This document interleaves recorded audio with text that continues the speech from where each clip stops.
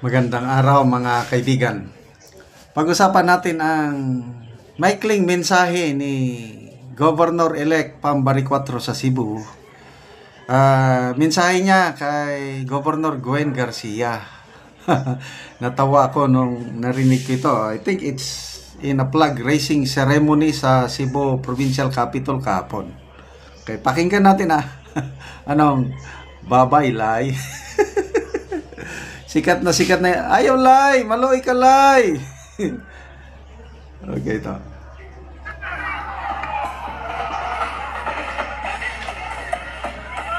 Ayan na.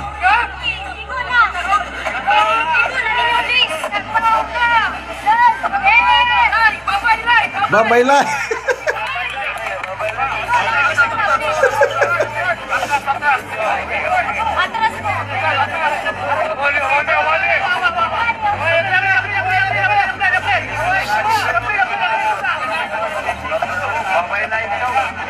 Babaylay.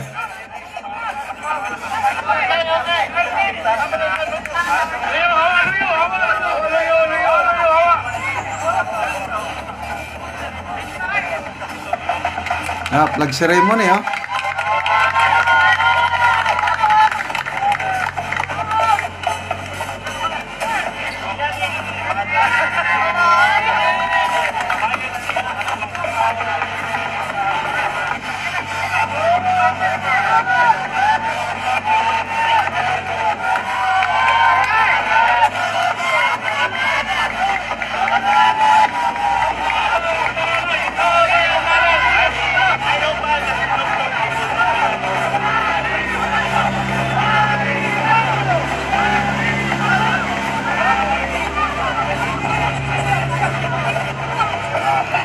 Okay.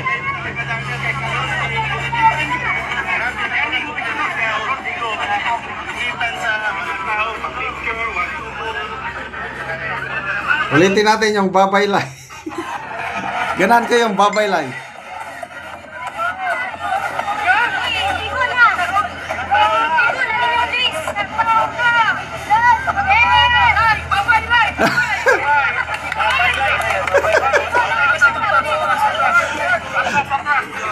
Ay, nako.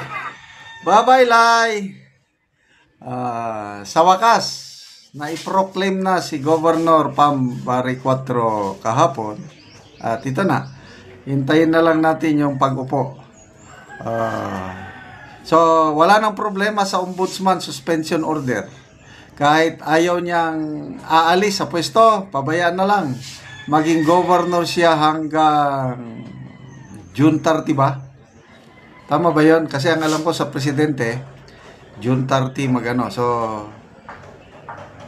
governor pa rin ngayon si Gwen Garcia. Hindi pa natatapos yung termino . So, ito, may napanood akong interview ni Governor-elect Pam Baricuatro, I think GMA. In-acknowledge niya yung endorsement ni Tatay Digong. Sabi niya, hindi ako mananalo kung hindi sa endorsement ni Tatay Digong. Wow! May utang na loob. Ito ang maganda. Good start. Basta sabi niya, Tatay, salamat.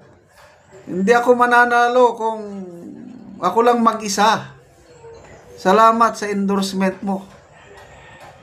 So yan ang magandang character or attitude na humble lang at ina-acknowledge niya yung tulong ng ating Tatay Digong. Okay, yung background niya, hindi ko alam ang background niya. Binasa ko itong mga comments, nalaman ko na for 20 years, pala si Pam Baricuatro, naging flight attendant ng Cebu Pacific. Kaya pala gwapa. Tapos, undergraduate siya ng kursong law, but nag-aral din sa Harvard University. May kinuha siyang short course siguro doon.